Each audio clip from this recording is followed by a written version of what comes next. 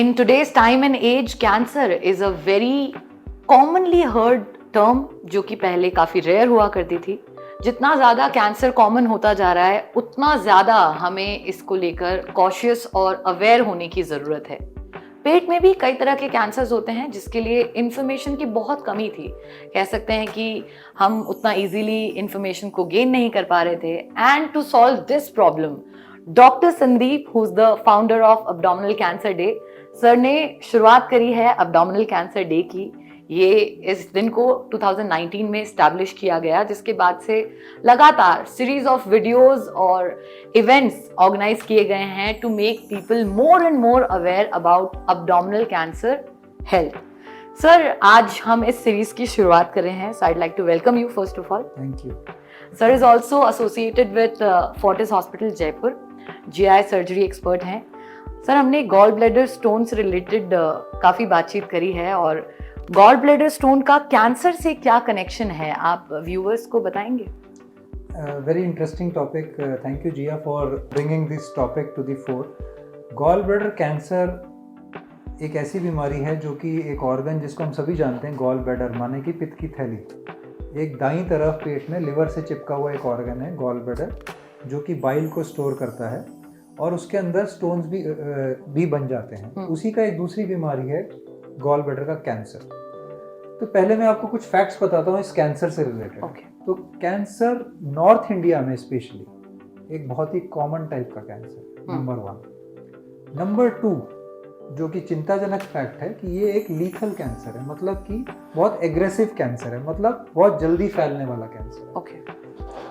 इसीलिए इसको पकड़ना टाइम पे बहुत मुश्किल होता है, और उसको टाइम पे पकड़ने के लिए अगर पेशेंट की हमें हेल्प ना मिले तो हम पकड़ ही नहीं सकते. क्योंकि मरीज सबसे पहले हमारे पास आएगा तो हम डायग्नोस करेंगे. घर पे तो हमें पता ही नहीं चल रहा कौन क्या फेस कर रहा है. तो इसलिए ये बीमारी को अगर जरा सा भी डॉक्टर हिंट दे तो तुरंत इस पे एक्ट करना चाहिए, नंबर 1. नंबर 2, जो आपने सवाल पूछा, relationship between gall bladder stones and cancer. एक कैंसर का रूल है कि कोई भी चीज, जैसे हम हिंदी में बोलते हैं ना, कोई भी चीज अगर रगड़ते रगड़ते रहो तो उसमें छेद, कुछ नुकसान हो जाएगा. ऐसे ही शरीर के किसी भी अंग में अगर बार बार हम किसी चीज से रगड़ते रहेंगे, फ्रिक्शन होता रहेगा, इरिटेशन होता रहेगा उस एरिया पे, तो उसमें एक चीज होती है, उसको बोलते हैं इन्फ्लेमेशन. बॉडी का रिस्पॉन्स वो हो जाता है. जब ये लंबे समय तक रहता है तो उस जगह पे कैंसर पनपने का रिस्क हो जाता है. तो गॉल ब्लैडर के अंदर ये काम करता है जब स्टोन बन जाता है. गॉल ब्लैडर की जो म्यूकोजा, जो लाइनिंग है, बॉडी के हर पार्ट की लाइनिंग बहुत सॉफ्ट होती है. उसको म्यूकोजा बोलते हैं, जैसे हमारे मुंह की लाइनिंग.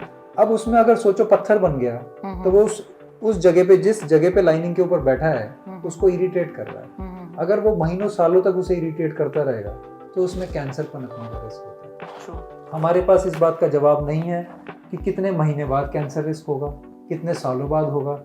नहीं तो हमें पता चले कि भाई फॉर एग्जांपल 10 साल बाद हो जाएगा, तो चलो 9वें साल में उसको निकाल दो. Depends case to case. वो केस टू केस है, बहुत अनप्रेडिक्टेबल है. दूसरा एक फैक्ट है कि कैंसर में साइंस ने ये देखा है कि स्टोन अगर 2 सेंटीमीटर या 3 सेंटीमीटर से बड़ा है तो रिस्क बहुत ज्यादा है उसकी इरिटेशन से कैंसर होने का. तो इसको तो हम बोलते हैं प्री मैलिग्नेंट कंडीशन, मतलब 2 से 3 सेंटीमीटर या उससे बड़ा अगर स्टोन है तो ये कैंसर पनपने के लिए बहुत ज़्यादा चांसेस हैं.